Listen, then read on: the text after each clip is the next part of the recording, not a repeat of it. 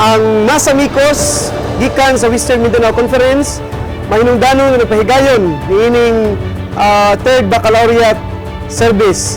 Kini usa ka dako kayong importansya alang sa atong mga estudyante diin nagahago sa ilang pag-eskwela o nagabarog at tubangan gyud sa Ginoo labi na gyud sa pagtindog sa adlaw nga papahulay sa matag higayon nga sila motunong niini nga mga klase.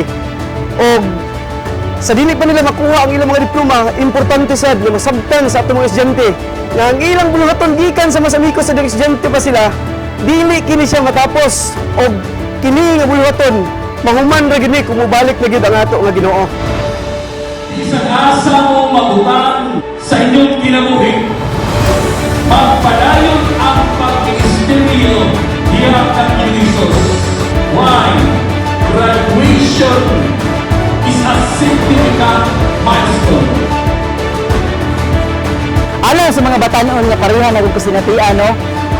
Ato lang yung hinumduman kanunay ng atong pagtuo sa Ginoo, ato lang yung i-maintain nga stay connected kita sa Ginoo. Mga dili kita mabalaka tungod kay in the near future, kung ang ato lang yung pagtuo straight din sa Ginoo, ingon pa daw sa John 12:1, ug dos, nga ato yung i-focus ang among mata diha sa Ginoo aron kita dili mawala sa itong pagpangalagan. The famous phrase nga God will make a way, because when I was second year college, nagproblema gid ko, first year pala, nagproblema ko sa ROTC nga Sabado.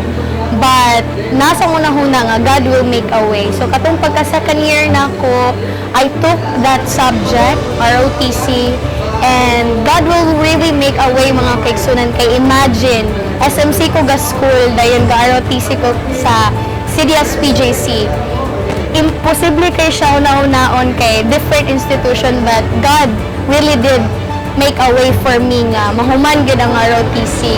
And then simbolo nga kami ang hayag dito nga institution kay lagi taga SMC na padpad mi dito, pero na-inspire sila kay Adventista meaning barog mi sa adlong igpapahulay. And that one lesson, that one experience ang kinabuhi dili gyud na malimtan.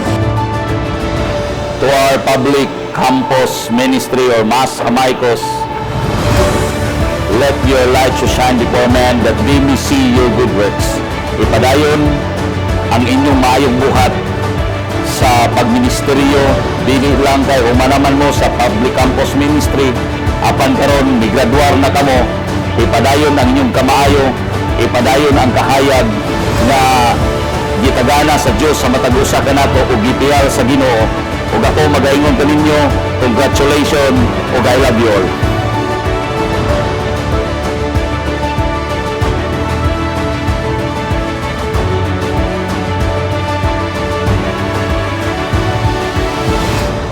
Ang tulo ka mga words nga ako agad makabilin sa inyong mga batanon, labaw na gid sa atong mga newly graduates, is just go, grow, and glow for the Lord.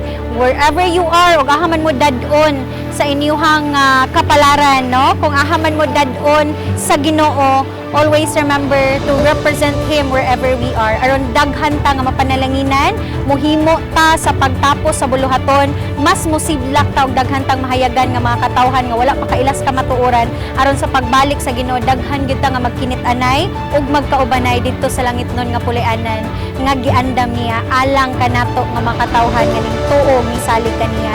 So mga batanon and mga graduates, please go, grow, and glow for the Lord as missionary professional.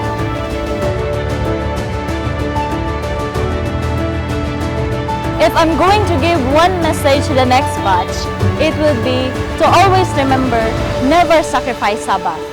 Na mga times nga i-threaten ta sa atong mga instructors nga ihagbong ta kay dili ta mosulod og Saturday. But always keep the faith and don't be afraid mga kamas. Because God is bigger than our problems. And always remember this mga kamas, He will always make a way for His children. Importante kayo nga makabato ni ining baccalaureate service ug maandam sila pagkatubang sa unahan sa dako na gid kayo nga hagit sa ilang mga kinabuhi ang mga career sa pagtahiluna nila niini. Mo nga dako kayo og importansya kining service alang gyud sa tanan nato nga mga membro sa Mas Amicos.